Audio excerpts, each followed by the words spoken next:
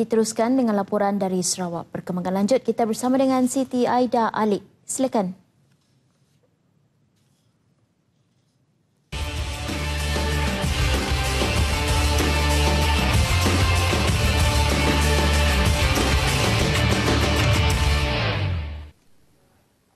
Assalamualaikum dan salam satu Malaysia.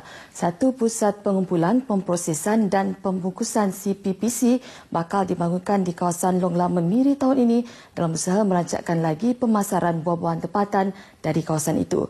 Timbalan Ketua Menteri Datuk Ahmad Douglas Uga Embas berkata, daerah Telang Usang mempunyai hasil buah-buahan yang banyak khususnya durian namun menghadapi masalah dari segi pemasaran. Mananya buah yang ada di kawasan ini kita boleh beli, boleh proses. Jadi kalau bawa lebih jauh dari Long Lama, kalau dah dibungkus maka transportnya lebih kurang.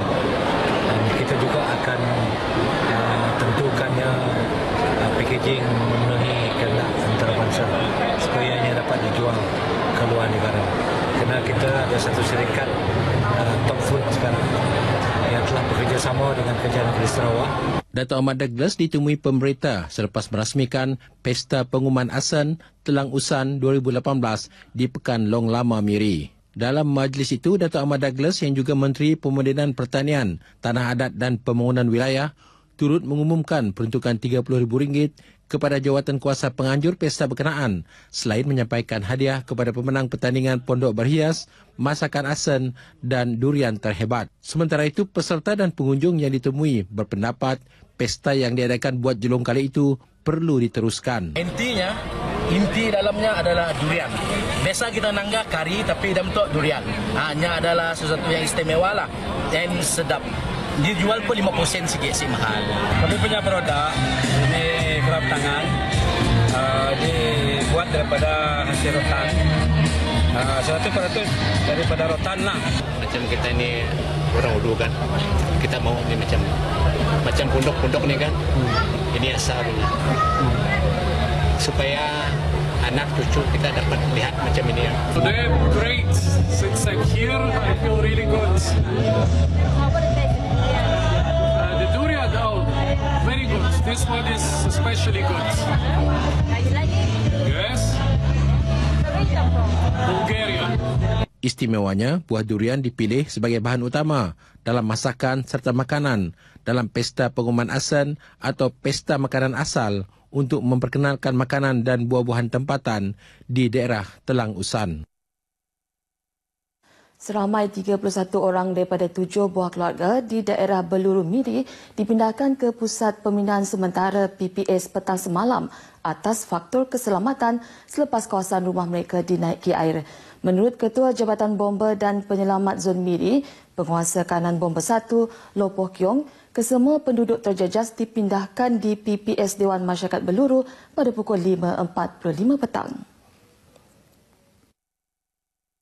Mengesahkan demikian dalam satu kenyataan, katanya kedudukan rumah penduduk yang terlibat berada di tebingan sungai dan rumah mereka telah dinaiki air setinggi 0.3 meter dari lantai rumah, namun jalan ke kawasan berkenaan masih belum dinaiki air.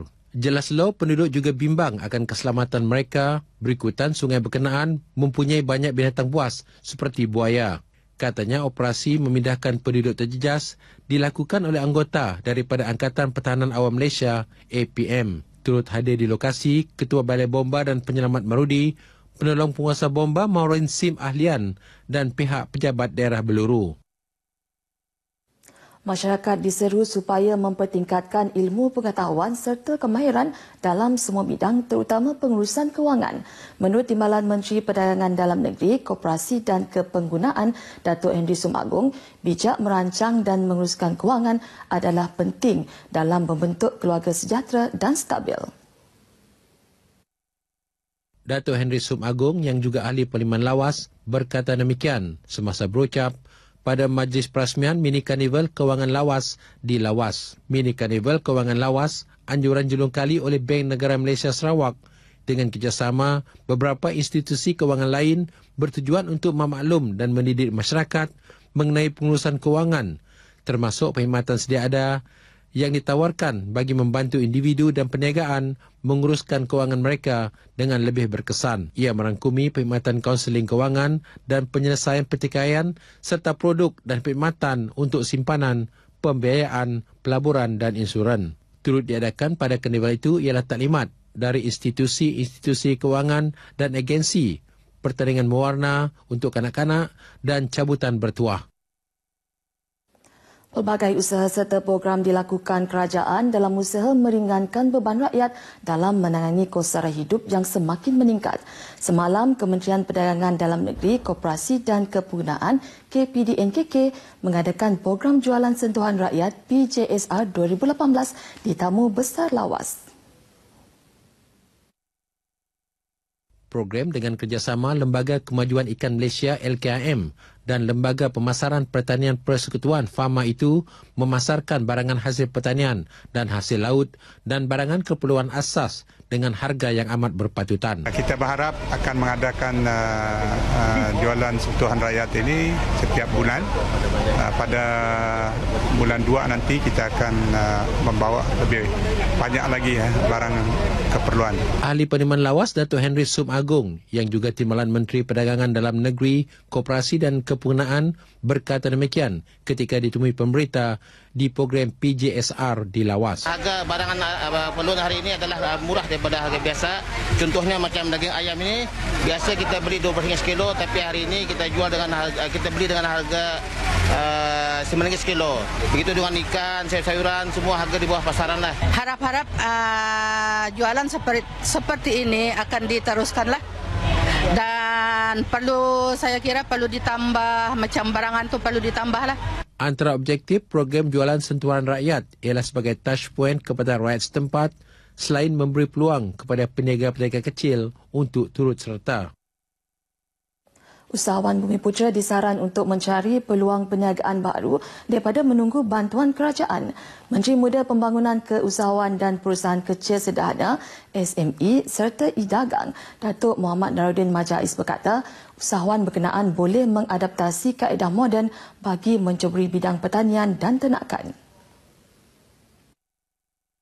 Ini termasuk menggunakan pakai kaedah fertigasi bagi sektor pertanian moden dan ternakan secara feedlot yang memberi kesan ketara terhadap pengeluaran berbanding kaedah biasa. Ujarnya usahawan boleh bermula secara kecil-kecilan jika tidak mahu menanggung risiko yang tinggi. Pada masa yang sama, kerajaan turut menyediakan bantuan kewangan menerusi agensi dilantik termasuk SME Corp, SEDC, Tekun dan Mara. Datuk Muhammad Naruddin memberitahu demikian di Majlis Penutupan Program Hari Bersama Agensi Anjuran Persatuan Tunas Usahawan Belia Bumiputera Kenyalang TUB di Magic Borneo 744 Kuching. Seramai 30 usahawan menyertai program tersebut yang turut menyaksikan pelancaran logo baru persatuan itu.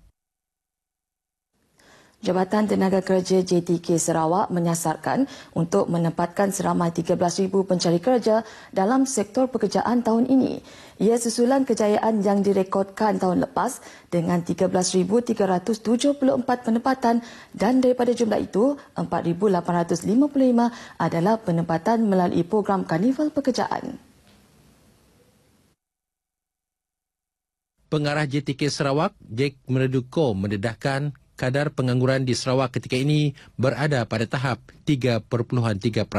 Katanya kadar pengangguran di bawah 4% itu dianggap telah mencapai guna tenaga penuh dengan negeri ini merekodkan guna tenaga buruh seramai 1.2 juta. Bila berucap pada program Karnival Kerjaya, peringkat bahagian Sri Aman yang dirasmikan Timbalan Menteri Dalam Negeri, Datuk Masir Kujat.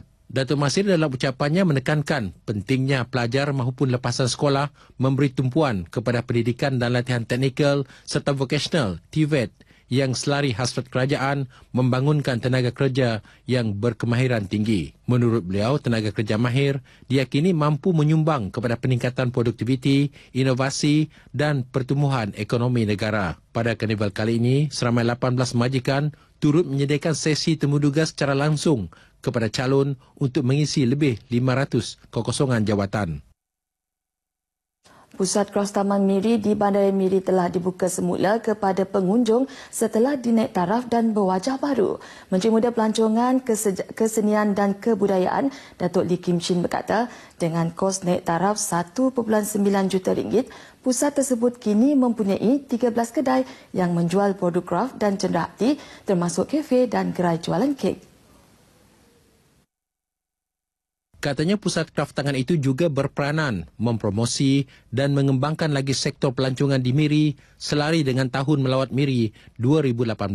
Beliau juga menyeru agar warga Bandaraya Miri supaya berganding bahu dalam menjaga kebersihan dan kecantikan lanskap serta mengekalkan kehijauan dan keindahan Miri sebagai bandaraya pelancongan Sarawak. Datuk Lee Kim Chin berkata demikian ketika berucap merasmikan Pusat Kraft Tangan Miri di Miri. Turut hadir Adun Piasau, Datuk Sebastian Ting dan Datuk Bandaraya Miri Adam Yee. Baiklah, seterusnya kita ke segmen agenda hari ini.